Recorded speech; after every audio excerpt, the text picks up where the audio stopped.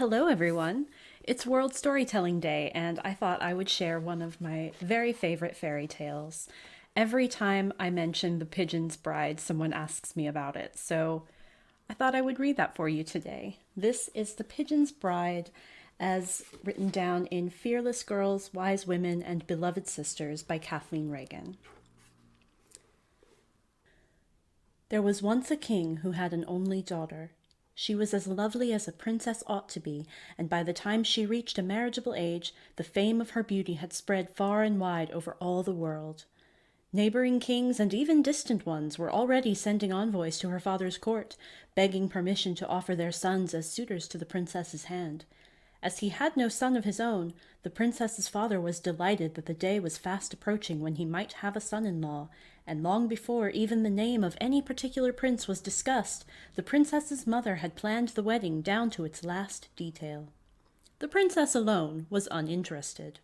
"I'm not ready to get married yet," she'd say to her parents every day when they'd begin telling her about the various princes who were anxious to gain her favor. "Why such haste? I'm young and there's plenty of time. Besides, just now I'm too busy with my embroidery to be bothered with a crowd of young men." With that, before the king could reprove her, the princess would throw her arms around his neck, kiss him under the corner of his mustache, and go flying off to the tower room where she had her embroidery frame. Her mother, the queen, was much upset by the princess's attitude. "In my youth," she said, "girls were not like this. We were brought up to think that courtship and marriage were the most important events in our lives. I don't know what's getting into the heads of the young girls nowadays." But the king, who was still smiling from the tickling little kiss that the princess had planted under the corner of his mustache, always answered, "Tut, tut, we needn't worry yet. Take my word for it, when some particular young man comes along, she'll be interested fast enough."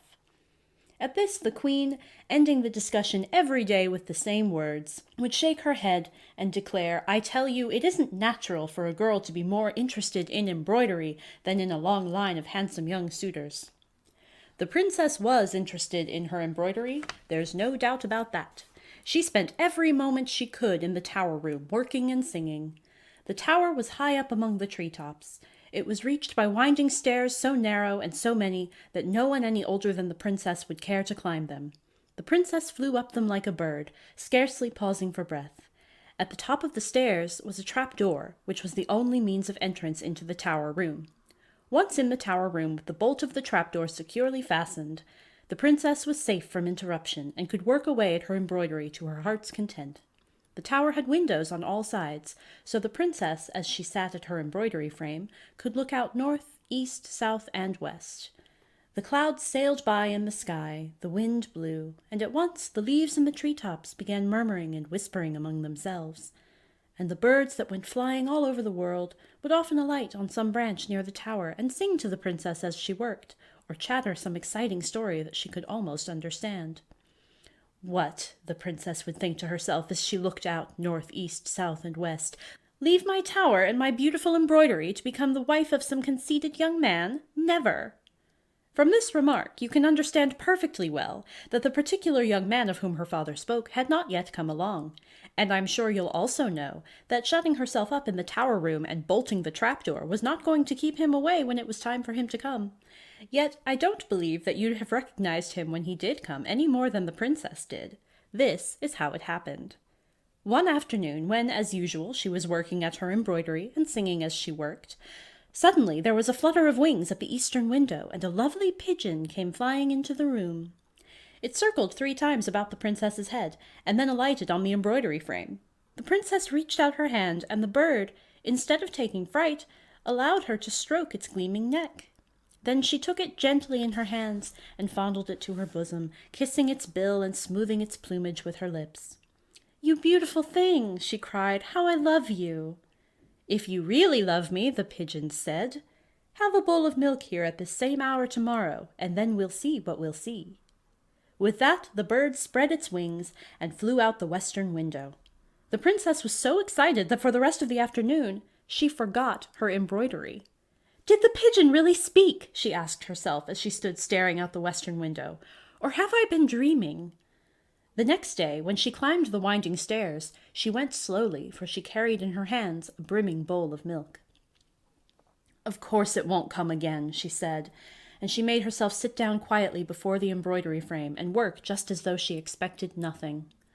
But exactly at the same hour as the day before, there was a flutter of wings at the eastern window, the sound of a gentle coo, coo, and there was the pigeon ready to be loved and caressed. "You beautiful creature," the princess cried, kissing its coral beak and smoothing its neck with her lips. "How I love you! And see, I have brought you the bowl of milk that you asked for."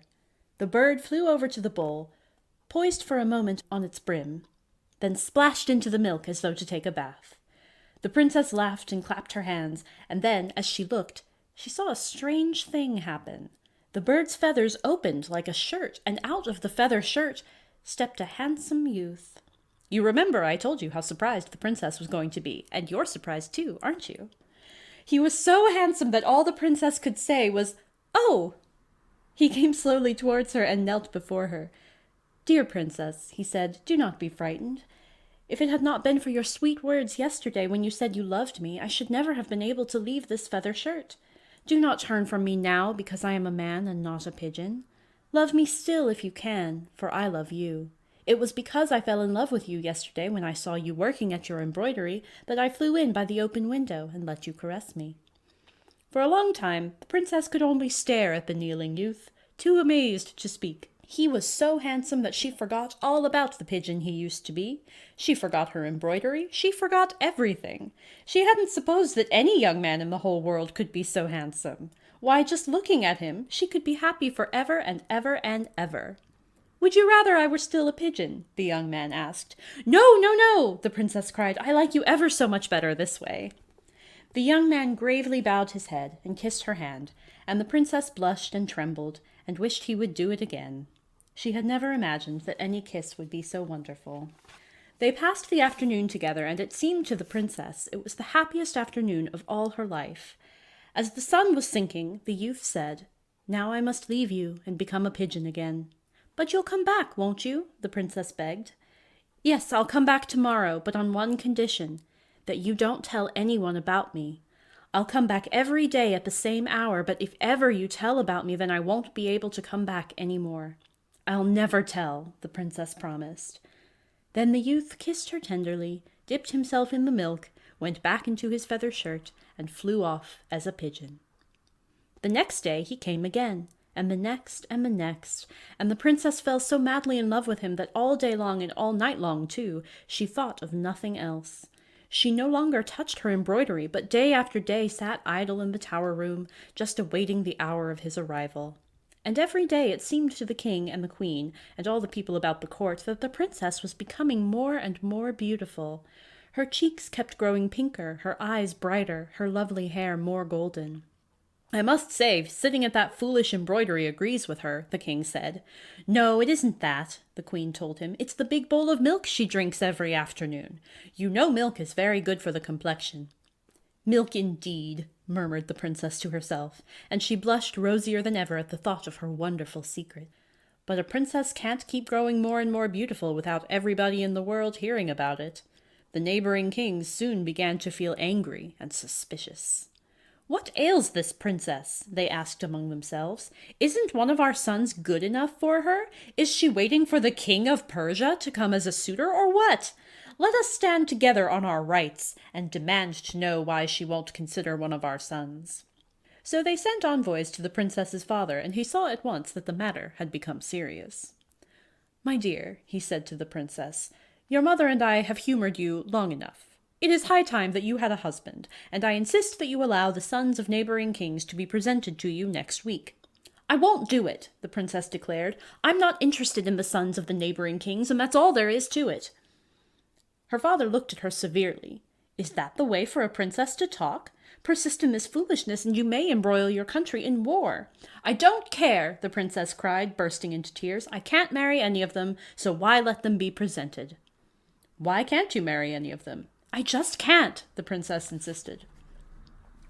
At first, in spite of the pleadings of both parents, she would tell them no more, but her mother kept questioning her until at last, in self-defense, the princess confessed that she had a true love, who came to her in the tower every afternoon in the form of a pigeon. He's a prince, she told them, the son of a distant king.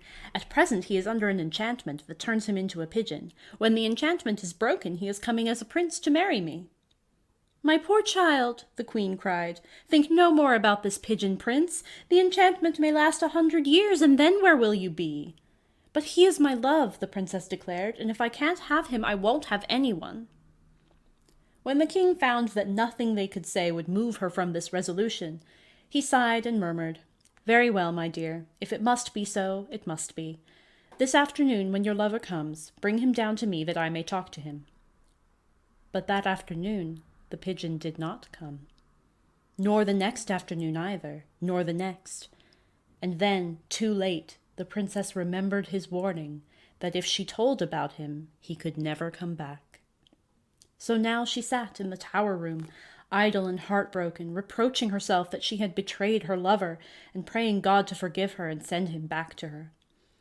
And the roses faded from her cheeks, and her eyes grew dull, and the people about the court began wondering why they had ever thought her the most beautiful princess in the world. At last she went to the king, her father, and said, As my love can no longer come back to me because I forgot my promise and betrayed him, I must go out into the world and hunt him. Unless I find him, life will not be worth the living. So do not oppose me, father, but help me. Have 3 pairs of iron shoes made for me and 3 iron staffs.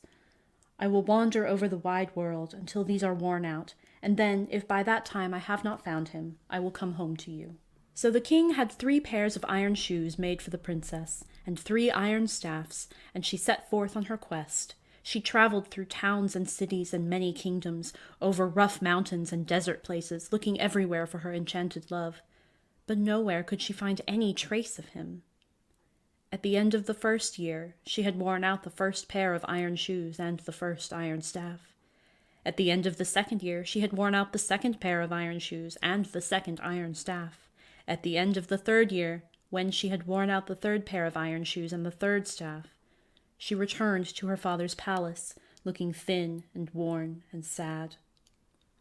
My poor child, the king said, I hope now you realize that the pigeon prince is gone forever.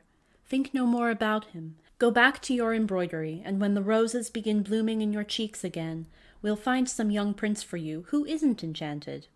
But the princess shook her head. Let me try one more thing, father, she begged, and then if I don't find my love, I'll do as you say. The king agreed to this. Well then, the princess said, build a public bathhouse, and have the heralds proclaim that the king's daughter will sit at the entrance and will allow anyone to bathe free of charge who will tell her the story of the strangest thing he has ever heard or seen. So the king built the bathhouse and sent out his heralds far and wide. Men and women from all over the world came and bathed and told the princess stories of this marvel and that, but never, alas, a word of an enchanted pigeon. The days went by, and the princess grew more and more discouraged. Isn't it sad, the courtiers began whispering, how the princess has lost her looks? Do you suppose she ever was really beautiful, or did we just imagine it? And the neighboring kings, when they heard this, remarked softly among themselves, It's just as well we didn't hurry one of our sons into a marriage with this young woman. Now, there was a poor widow who lived near the bathhouse. She had a daughter, a pretty young girl, who used to sit at the window and watch the princess as people came and told her their stories. Mother, the girl said one day, everyone in the world goes to the bathhouse, and I want to go too. Nonsense, the mother said. What story could you tell the princess? But everybody else goes, and I don't see why I can't. Well, my dear, the mother promised, you may, just as soon as you see or hear something strange. Talk no more about it now, but go, fetch me a pitcher of water from the town well. The girl obediently took an empty pitcher and went to the town well. Just as she had filled the pitcher, she heard someone say, Mercy me, I fear I'll be late. She turned around, and what do you think she saw? A rooster in wooden shoes with a basket under his wing. I fear I'll be late, I fear I'll be late, the rooster kept repeating as he hurried off, making a funny little clatter with his wooden shoes. How strange, the girl thought to herself. A rooster with wooden shoes. I'm sure the princess would love to hear about him. I'll follow him and see what he does. He went to a garden where he filled his basket with fresh vegetables, with onions and beans and garlic. Then he hurried home to a little house. The girl slipped in after him and hid behind the door. "Thank goodness I'm on time," the rooster murmured. He put a big bowl on the table and filled it with milk. "There," he said, "now I'm ready for them." Presently 12 beautiful pigeons came flying in by the open door. 11 of them dipped in the bowl of milk, their feather shirts opened, and out they stepped, 11 handsome youths. But the 12th pigeon perched disconsolately on the window-sill and remained a pigeon.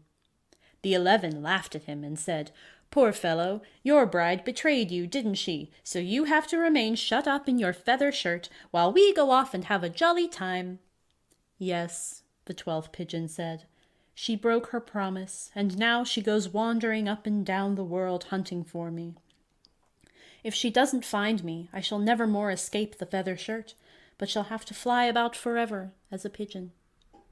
But I know she will find me, for she will never stop until she does. And when she finds me, then the enchantment will be broken forever, and I can marry her." The 11 youths went laughing arm in arm out of the house, and in a few moments the solitary pigeon flew after them. Instantly the girl slipped out from behind the door and hurried home with her pitcher of water. Then she ran quickly across to the bathhouse, and all out of breath, she cried to the princess, "Oh, princess, I have such a wonderful story to tell you, all about a rooster with wooden shoes and 12 pigeons, only 11 of them are not pigeons, but handsome young men, and the 12th one has to stay in his feather shirt because—" At mention of the enchanted pigeons, the princess turned pale. She held up her hand and made the girl pause until she had her breath. Then she questioned her until she knew the whole story. "It must be my love," the princess thought to herself. "Thank God I have found him at last." The next day, at the same hour, she went with the girl to the town well, and when the rooster clattered by in his wooden shoes, they followed him home, and slipping into the house, they hid behind the door and waited. Presently 12 pigeons flew in. 11 of them dipped in the milk, and came out handsome young men. The 12th sat disconsolately on the window-sill, and remained a pigeon. The 11 laughed at him, and twitted him with having had a bride that had betrayed him. Then the 11 went away, laughing arm in arm. Before the 12th could fly after them, the princess ran out from behind the door and cried, "My dear one, I have found you at last." The pigeon flew into her hands, and she took him and kissed his coral beak and smoothed his gleaming plumage with her lips. Then she put him in the milk, and the feather shirt opened, and her own true love stepped out. She led him at once to her father, and when the king found him well trained in all the arts a prince should know, he accepted him as his future son-in-law and presented him to the people. So after all, the princess's mother was able to give her daughter the gorgeous wedding she had planned for years and years. Preparations were begun at once, but the queen insisted on making such vast quantities of little round cakes and candied fruits and sweetmeats of all kinds that it was 3 whole months before the wedding actually took place. By that time the roses were again blooming in the princess's cheeks, her eyes were brighter than before, and her long shining hair was more golden than ever. All the neighboring kings were invited to the wedding, and when they saw the bride, they shook their heads sadly and said among themselves, "Lost her looks indeed. What did people mean by saying such a thing? Why, she's the most beautiful princess in the world. What a pity she didn't marry one of our sons." But when they met the prince of her choice, they saw at once why the princess had fallen in love with him. "Any girl would," they said. It was a big wedding, as I told you before, and the only guest present who was not a king or a queen or a royal personage of some sort was the poor girl who saw the rooster with wooden shoes in the first place. The queen, of course, had wanted only royalty, but the princess declared that the poor girl was her dear friend and would have to be invited. So the queen, when she saw that the princess was set on having her own way, had the poor girl come to the palace before the wedding and decked her out in rich clothes until people were sure that she was some strange princess whom the bride had met on her travels. "My dear," whispered the princess as they sat down beside each other at the wedding feast, "how beautiful you look." "But I'm not as beautiful as you," the girl said. The princess laughed. "Of course not. No one can be as beautiful as I am, because I have the secret of beauty." "Dear princess," the poor girl begged, "won't you tell me the secret of beauty?" The princess leaned over and whispered something in the poor girl's ear. It was only one word. Happiness. 3 apples fall from the sky, one for the writer, one for the storyteller, and one for the listener.